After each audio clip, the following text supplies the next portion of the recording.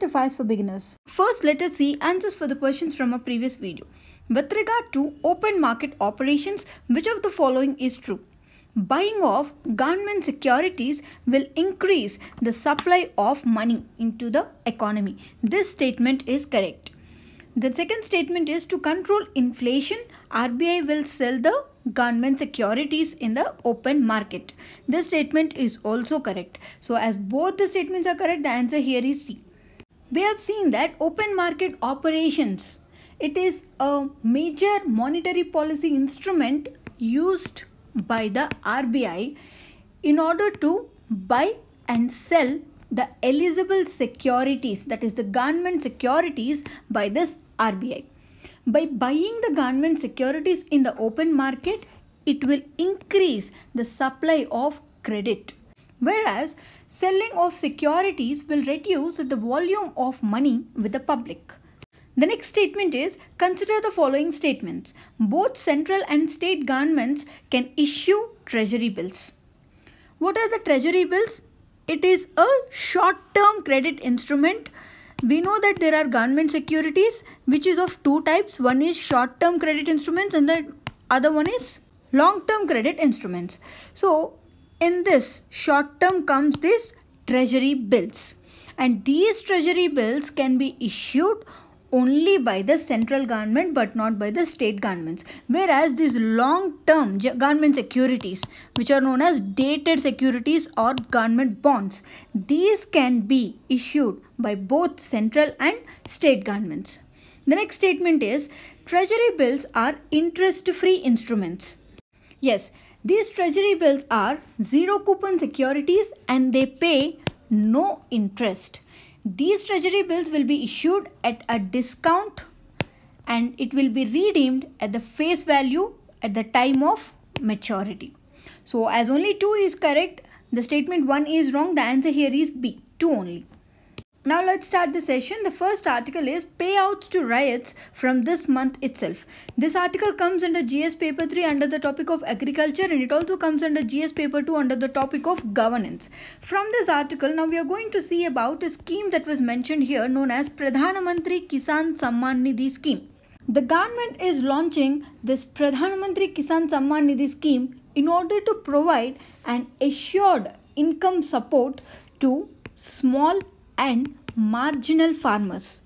And under this program, the vulnerable land-holding farmer families who are having cultivable land up to 2 hectares, they will be provided with a direct income support at the rate of 6,000 rupees per year. And this income will be transferred directly into the bank accounts of the beneficiary farmers in 3 equal installments, 2,000 rupees each. This program will be completely funded by the Government of India, and around 12 crore small and marginal farmers are going to get benefited from this program. This program will not only provide assured supplementary income to the most vulnerable farmer families, but will also meet their emergent needs, especially that arise before the harvest season, which will provide a way for the farmers to earn and live a respectable living.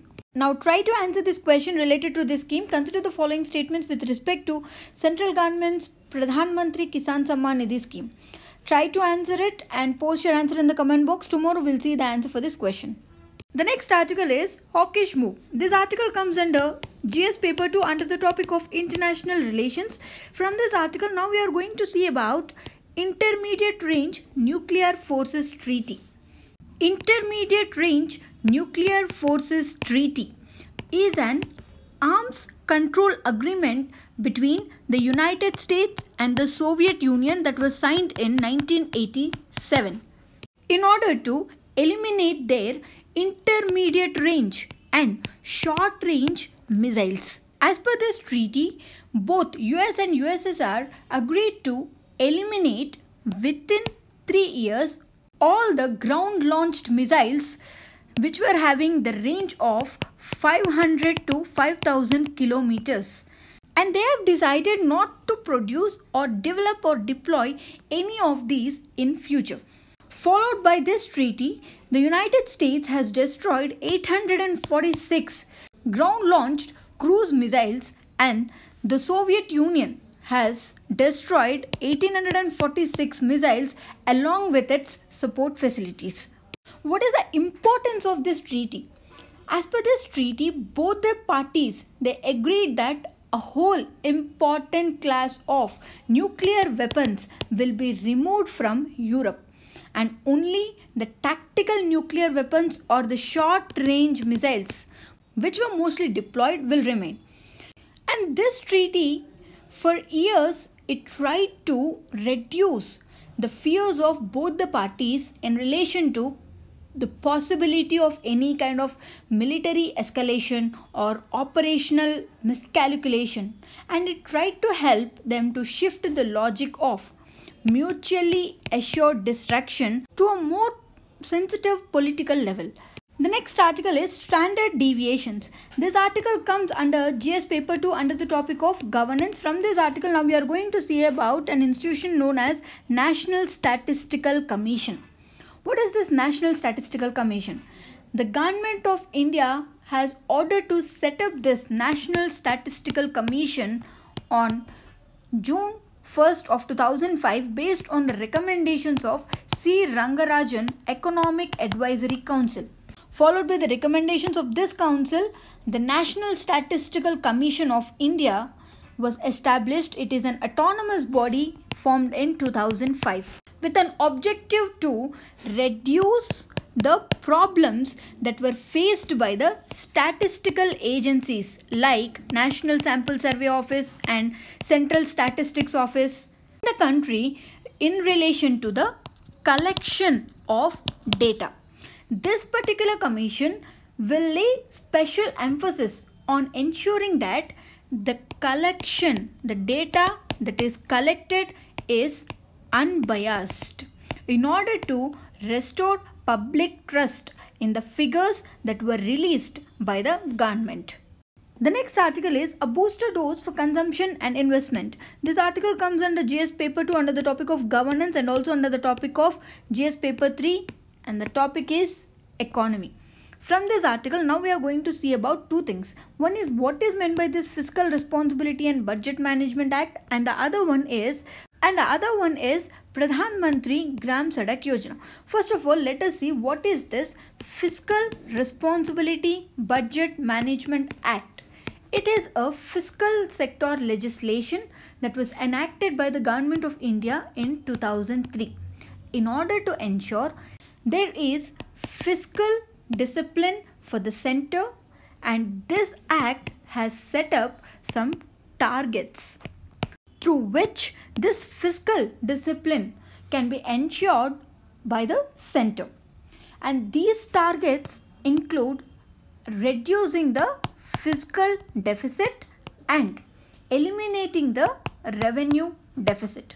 So we can say that it is a legal step to ensure the fiscal discipline and fiscal consolidation in India. If we see what are those targets, this act has set a target reduction of fiscal deficit to 3% of the GDP by 2008 and 2009 financial year, and this has to be attained with an annual reduction target of 0.3% of GDP per year by the central government. And the other target is to eliminate this revenue deficit in a phased manner. That means by reducing it by 0.5% of the GDP per year with a complete elimination by 2008 and 2009.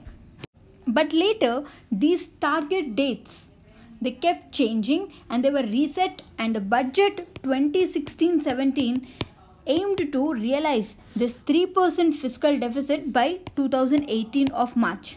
But now again it has got postponed to 2019, and now the target has also changed to 3.4%.